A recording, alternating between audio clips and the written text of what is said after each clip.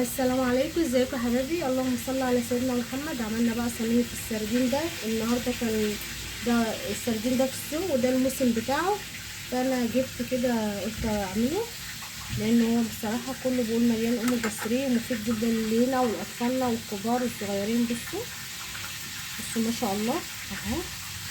وعملنا جنبه بقى الصوص اللي نازل منه دي بقى جنب الرز والخضار اللي احنا عملناه ده. ما شاء الله كده طبق رز كده وشويه كده من الجرجير كده عشان ولادنا ياكلوا الخضار وياكلوا الجرجير، ونحط لكل واحد كده كام واحده كده على حسب ما ياكلوا. بصوا طبق كده متكامل اهو. وسلطه خضراء.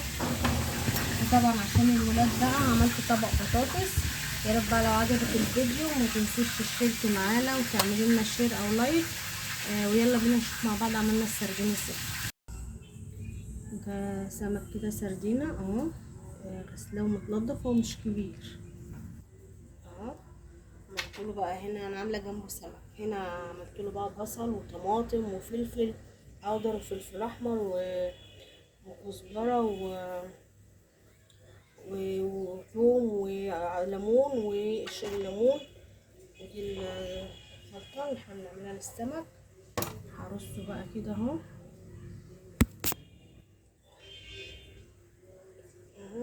نعمله كده صينيه كده جنب السمك.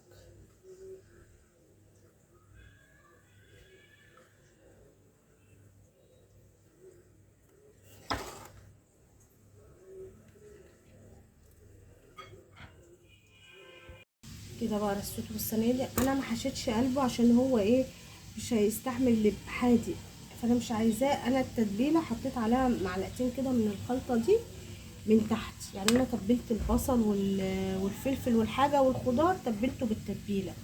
فانا لو حشيته من جوه حتى حشوه بسيطه خفيفه ابص الاقيه ايه، يعني احدق مني، خد حدوقيه جامده. فانا هحط كده التتبيله كده من فوق اهي، كده بسيطه كده من فوق اهي اهي، بحيث ان هو ما يبقاش ايه محدق كده، بحيث ان كل السمك يا دوبك حاجات خفيفه كده اهي. بس هرش بقى عليه زيت، هنديله بقى عصره ليمونه كده كمان قبل ما يدخل اهو. القشر ده مش هنرميه برضو اهو.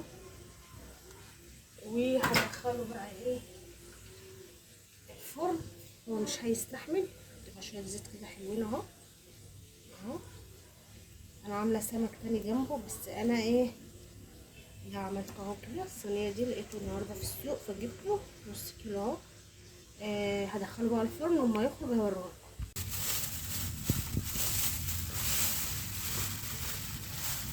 بسم الله الرحمن الرحيم. كنت عامله سردينه اللي هي صينيه كده، وشلت منها شويه وقلت ايه احدق.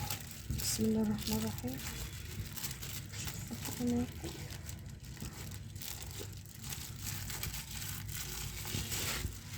بسم الله الرحمن الرحيم. كمان شويه كده احدقهم ان شاء الله.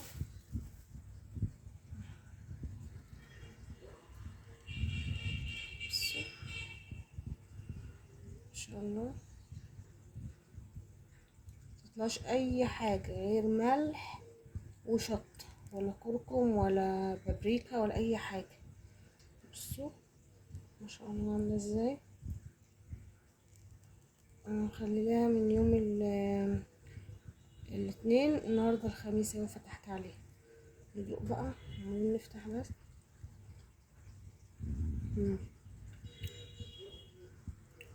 ملحها حلو ومظبوط. بصوا عامله ازاي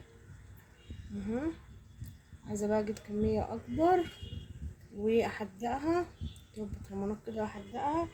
انا غسلتها كويس وحطيتها في مصفى وسبتها تنزل الميه بتاعتها ودخلتها التلاجة ايه ساعه كده، وبعدين خرجتها مسكتها بقى بالملح والشطه، وبعدين حطيتها في الكيس اللي هو بتاع اللبن، الكيس البلاستيك ده، وربطتها في كيس الاسود كده، ورحت حطها. كانت يوم يا دوبك على قد العلبه الصغيره دي.